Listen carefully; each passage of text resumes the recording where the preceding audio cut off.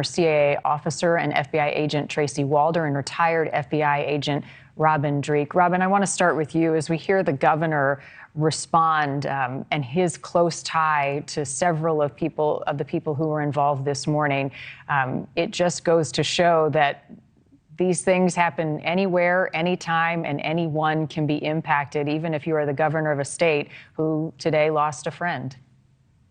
Yeah, it really can. And I think he did such a really good job of highlighting to have compassion and love for each other, as well as when we're going to reach out and be there and support each other. Boy, the most important thing we do is help people let go of shame, because shame gets in our way of solving problems. Shame gets in our way of seeking help. And so I think hopefully what that message will come out of this is that, hey, we can actually come together, solve these problems and challenges. And so those that are afflicted with mental health issues and challenges, they find a new way to solve these problems instead of doing these horrific acts that devastate a nation. Further complicating things, Tracy, I want to bring you in. LMPD said that there was another shooting situation. This is on their Twitter.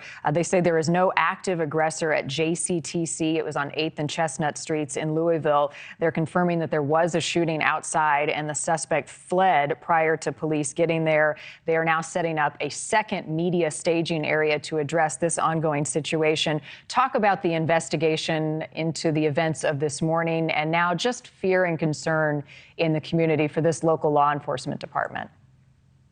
Well, first of all, I can't really underscore how well this law enforcement department did in regards to responding to the shooting. But now you have basically two perimeters created, and one in which it sounds like a suspect is still at large. And so I do understand that the police, rightly so, did give the public sort of the all clear, if you will, after the first shooting because the subject had been neutralized. But it sounds like in this one that you still have a subject that's still at large. So now they're going to have to widen that perimeter to really include the entirety of the area. Probably that bank shooting as well. I would imagine that those two are probably going to overlap. So I think that's critical, as well as making sure that the area is safe and making sure that these two instances don't get conflated and confused in terms of the public showing up and the public thinking that they're safe, because I could see that easily happening. Right. And we don't know that either of these are related. And again, there is no active shooter situation at the second location. According to LMPD, the mayor will be addressing the media shortly on that. Robin, the investigation, at least at the bank shooting this morning, will be led by the FBI because of the property, correct? True, because of the property, because it is a bank, and we are typically first responders to bank because it's federal, and also because just resources, especially if we have another incident that's happening in the city, we're going to bring all the extra resources in so we can actually surge agents from across the state, across the country if needs be, to actually conduct an amazing amount of interviews that have to be conducted here. So that's also going to be going on.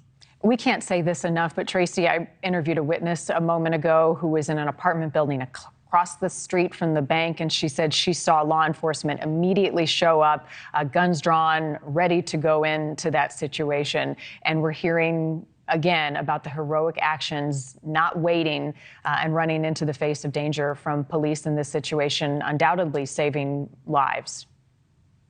Right. So in a situation like this, police, law enforcement responds to an active shooter a little bit differently that they would respond to another type of crime. In some crimes, they sort of shelter in place as long as there's not necessarily a threat to civilians. But in an active shooter situation where a shooting is still going on, police are basically trained to neutralize the threat as soon as possible. So that means making dynamic entry and going in with potentially bullets coming towards you. And that is exactly what those officers did. And that is exactly what they're trained to do, is move towards the threat and neutralize the threat. We know the shooter is dead. Robin, what investigative steps will law enforcement be taking to learn more about who this person was, their background?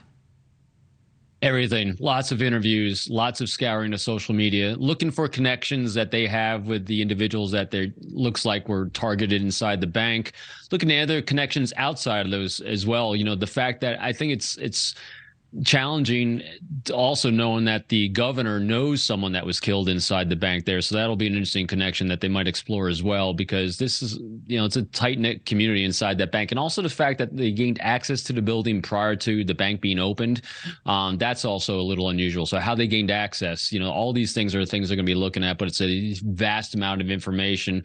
And I can't emphasize enough that you did in the last clip, Marni, talking about call the tip line, especially if there's another area with an active aggressor that they're not sure of.